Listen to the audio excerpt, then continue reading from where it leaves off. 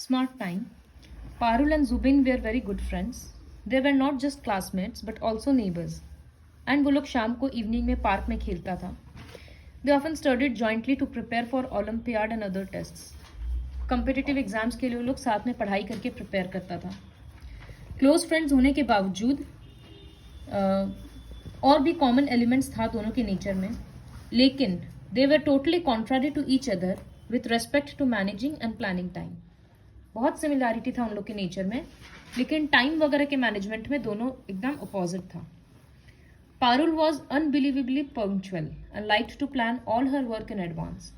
वो बहुत ज़्यादा ही पंक्चुअल थी, सब कुछ अपना एडवांस में प्लान करती थी. पंक्चुअल मतलब टाइम टू टाइम सब चीज़, टाइम वेस्ट नहीं करना.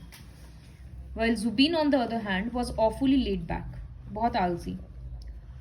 एक वो ब्राइट स्टूडेंट था, लेकिन फिर भी हर काम वो ऐसे सोचता था कि हो जाएगा करके नहीं होता था.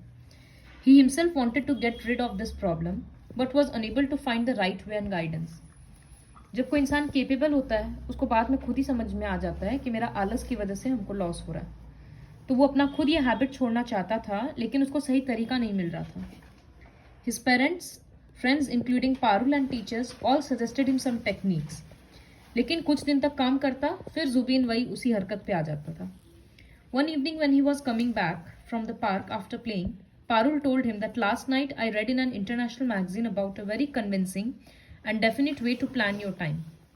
पारुल उसको बोली कि हम एक मैगजीन में पढ़े थे, बहुत अच्छा आर्टिकल था वो, और एकदम ज़रूर वर्क करेगा टाइम मैनेजमेंट को लेकर. जुबीन क्यूरियस हुआ, बोला कि और बताओ. She continued that instead of focusing on 10 things at a time, 10 चीज़ के बारे में एक बार में मत सोचो, सिर्फ एक पीस स्टार्ट करो, एक काम स्टार्ट करो, and rest will slowly fall in place. जैसे एग्जाम के पहले इतना सब्जेक्ट्स पढ़ना है, कैसे करें क्या करें, एक सब्जेक्ट से शुरू करो, 2-3 दिन में अपने आप सब कुछ सेट हो जाएगा. Parul added, finding that one tip is easy. Just choose the one which you think is the most important of all at that time. उस टाइम पे जो important काम लगे वो शुरू करो. Zubin did not wait and said to himself, that sounds really great and simple too. Let's go for it. फिर वो डिसाइड किया नेक्स्ट डे से वो सबसे इम्पॉर्टेंट थिंग शुरू करेगा, एंड फिर लेस इम्पॉर्टेंट थिंग्स पे करते जाएगा धीरे धीरे. When he woke up the next morning, उसको पता था कि स्पेलिंग टेस्ट है, तो Zubin had already prepared for it, लेकिन वो डिवीजन के लिए बैठा क्योंकि उसका वही प्लान था कि टेस्ट है आज तो उसके लिए रिवाइज करना है. After reaching school everyone wrote the tests and the day ended with mathematics class on fractions where everyone diligently took note of the homework. सब लोग सिंसियरली नोट्स लिया. Zubin again planned his evening studies by selecting the right tip based on the level of importance.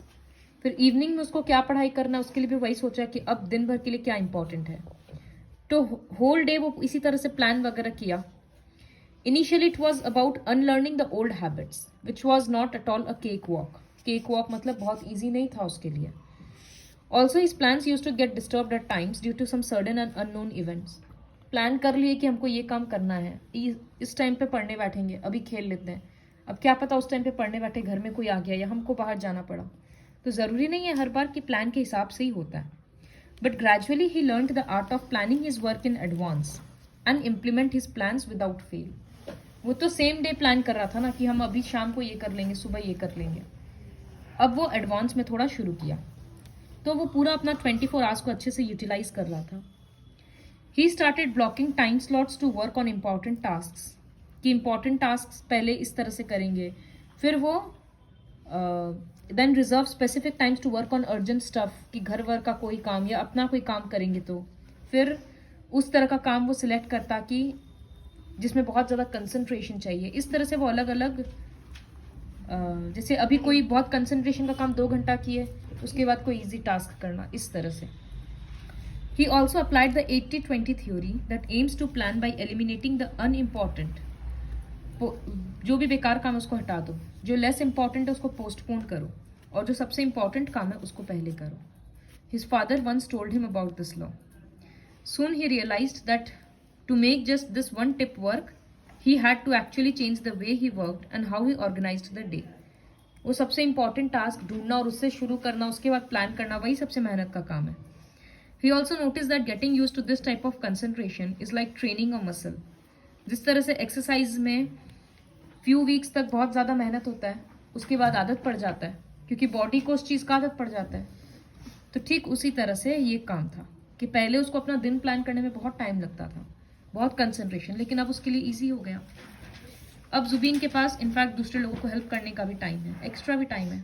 Jubin feels lighter now, Parul is happy to with his transformation and so are his parents and teachers.